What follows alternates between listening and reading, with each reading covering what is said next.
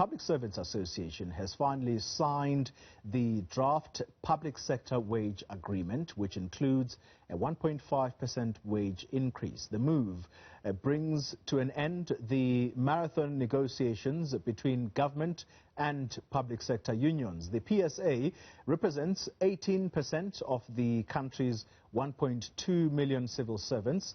Its signature brings the number of unions which have accepted government's current wage offer to over 50%, which is the signatory, or should I say the statutory majority. Now, the agreement entails civil servants getting a cash gratuity of up to 1,695 rand. The wage increase will be backed up, or should I say backdated, to the beginning of this month. Meanwhile, the PSA General Manager, Reuben, saying the deal was merely a temporary measure.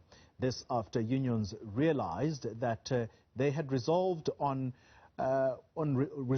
was impossible owing to COVID-19 lockdown restrictions that banned large gatherings. Maleka says the PSA will forge ahead with its original demands despite the interim acceptance of the cash allowance offer from employers. Now, the Public Service Coordinating Bargaining Council will today make the announcement regarding the negotiations and the way forward.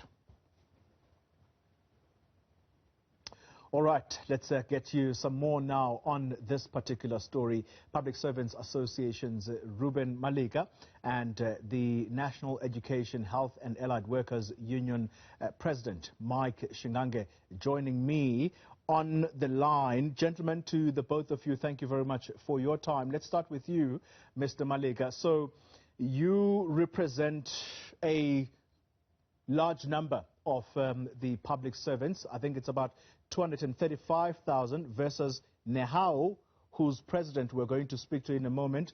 His union represents 280,000. Just tell us from your perspective, Reuben, is this deal final now?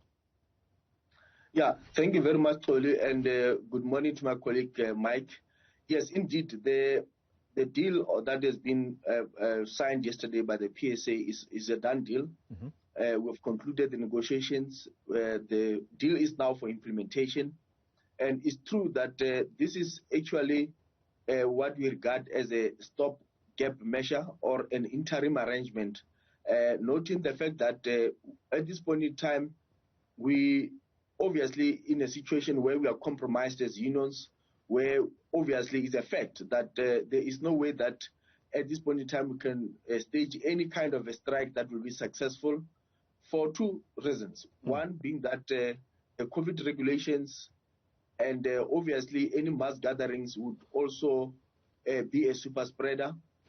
Secondly, with the recent unrest in the country, there's much likelihood that if you launch any kind of a strike action, the likelihood is that it will be hijacked and it will end up being not achieving what is intended for, and also will take back the country backward in terms of the progress that has been made in terms of dealing with the issue of COVID, and also might also delay the progress that should be made in terms of vaccination. Yeah. So even the resolution is very clear in terms of clause 3.3 that this is a temporary measure, and the demands that we've made on 1 March this year would still be considered.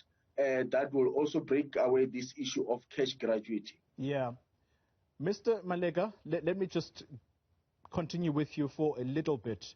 So, according to what you know, has the employer also signed on the dotted line? Yes, the employer has signed, and our signature that we have made yesterday makes the resolution to be majority, to be implementable. Mm-hmm. So we are just waiting to hear when it will be implemented. We know also the fact that the majority of our members and all public servants, for the past 2 years, they have been struggling. They have not received any increase, as you be aware that one of the resolutions we're going to court on the 24th of August. So they've been hard hit by many factors, including high price food inflation, and including the recent adjustment of electricity increased by 15% from 1 July. So this is an arrangement to say that we need members to keep going while we are actually going to find space and time to deal with the actual demands. And this been provided for in the resolution that the employer accept that at the later stage we must have to deal with the demands that we have made on 1 March.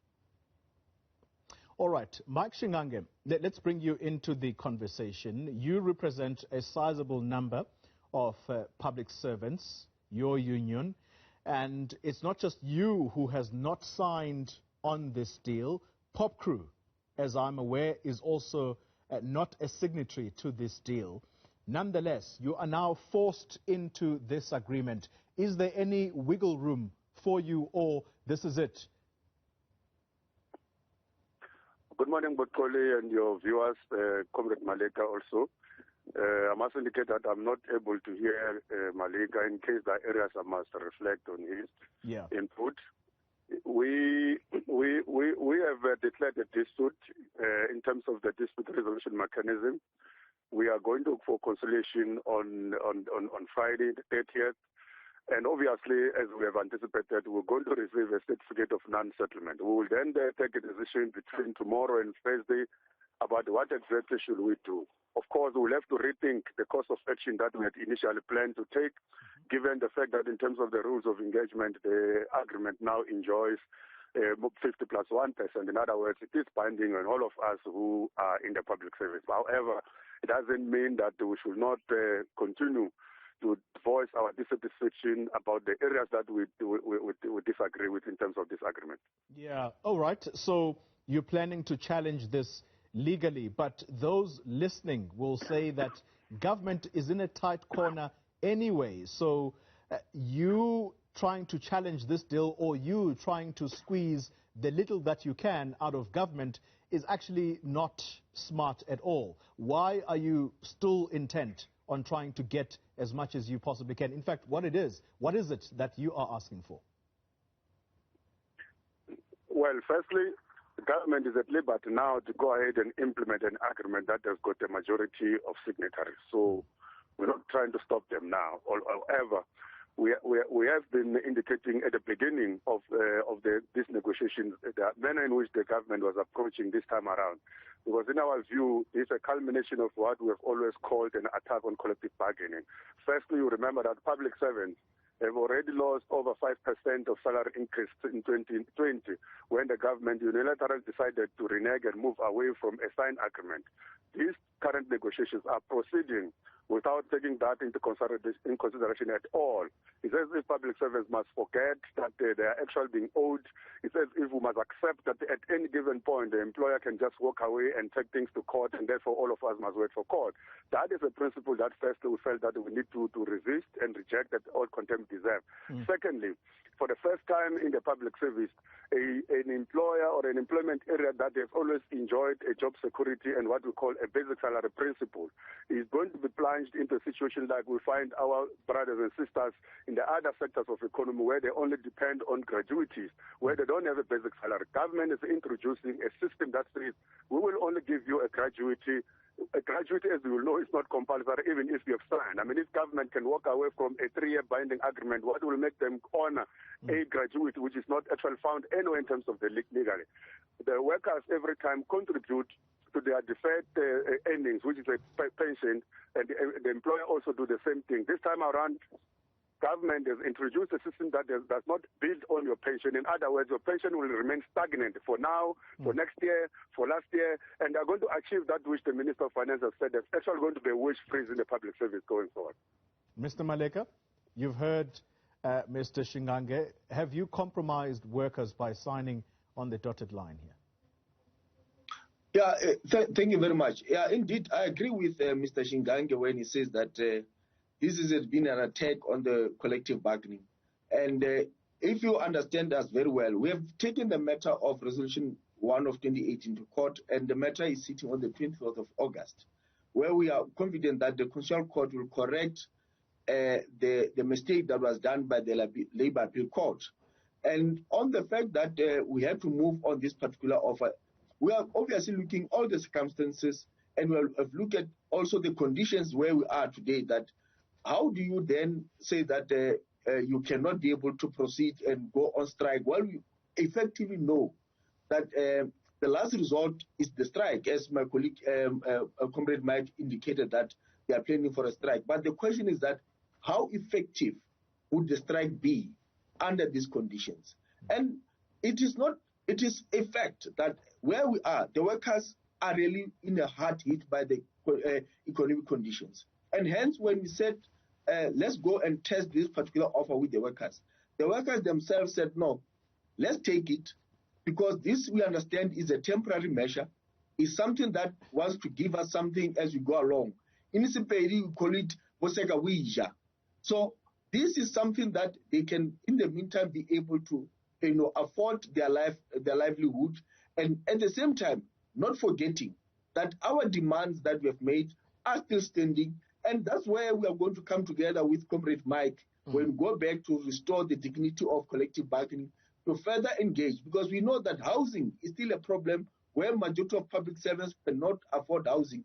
That must be still resolved. The issue of medical aid, we know that we still with a lot of members who cannot even afford GEMS as their government medical aid. So we still need to go and resolve those issues. But at the same time, we cannot ignore the fact that the workers are no longer affording their livelihood.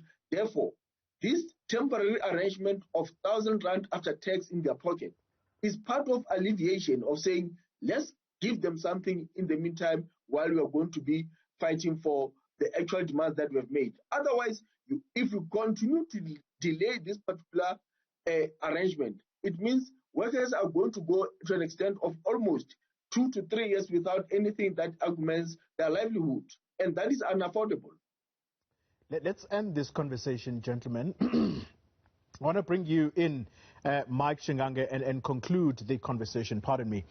The matter at the Constitutional Court that talks to the 2018 dispute that remains unresolved. Should you win there, is that going to again force government to cough up more, or is that going to be an academic exercise? Okay, thank you very much. In fact, first let me say that I've been listening to Comrade Maleka since morning, attempting to represent all the workers.